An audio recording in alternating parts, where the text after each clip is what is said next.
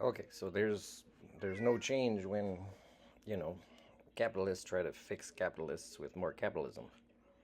Yes, Carney is a much better capitalist than Trudeau, which in a way will not make him a better or worse candidate than Trudeau. It's a capitalist. He's going to try to apply capitalist solutions to capitalism driven problems. So here's some advice for you, Carney. This is not cabinet related. So, you know how there's some provinces that don't want to deviate from their economy of raping the earth, fossil fuels, let's say, like Alberta? Is the referendum, it should not be to separate. It should be, for what services from the Canadian government they will ask for or not ask for in the coming years related to the climate emergency.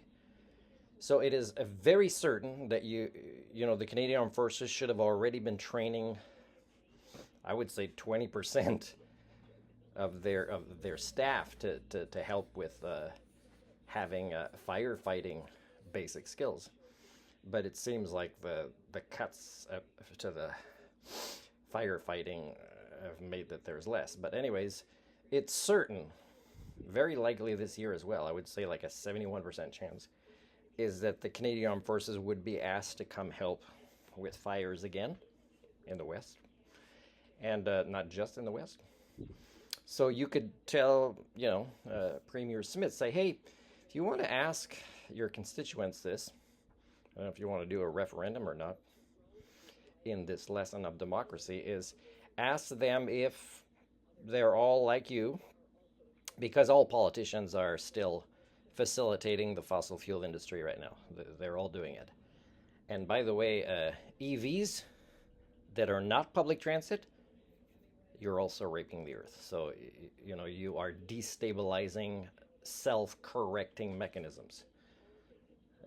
The science is probably over your heads. You're programmed with this magical monetary paradigm.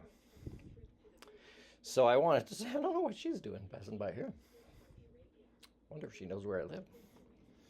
And so let me finish this. No, this is less than 3 minutes so far. So if I lost you already, I tell you, you really don't care about what I have to say. So Premier Smith should try to find out what most of her constituents in the entire province agrees to or not when it comes to, hey, we really want to open all doors, have no limitations to the fossil fuel, but that means we agree we cannot. That means their profits should be meant to invest not in their own armed forces, but in, my God, like 100 times more firefighting, search and rescue, etc., etc. Even when there's no fires, to have staff that actually work the land to make sure that it doesn't have what ignites for fires, but also to monitor before it's too late when, it was a human, I'm going to use that term lightly, caused fire. Don't wait and blame people and arrest somebody later when the devastation is horrible. It almost seems like you don't care as long as your house is still there or your kids are still alive. Is make people police that. That means even provincial parks should be now. Those staff should be doing what maybe the federal park staff should be doing, and monitoring things related to fires. You have to invest, man, pretty much all your profits from the oil industry into mitigation ventures if you don't want your entire province to go up in flames. It's really where it is. So you don't have to separate from Canada because you might want help in some other ways, or you might want the strength that it offers in some other way. But you also can't do the double standards and the hypocrisy to say, yeah, we want to keep doing this because it's good for us, but we also want to be able to ask for your help as we continue to accelerate the Anthropocene. Come on.